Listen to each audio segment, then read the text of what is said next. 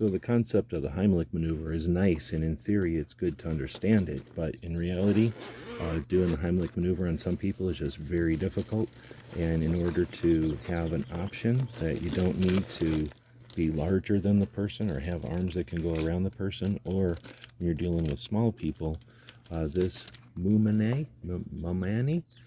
portable suction device is the way to go. I'm not going to open it until it's needed, but you can see that the one-way suction device here is going to mean nothing goes down, it all comes out, and you've got a couple of different mouth pieces here that, as you can see, are different sized, and these again are all wrapped up. Comes in this nice, easy to see container, so you know that everything is good to go. You can keep this with your kits. It's going to stay nice and clean, again see-through, so you know everything is included and ready to go. And this is going to be a great addition or replacement for the Heimlich. Hope this helps.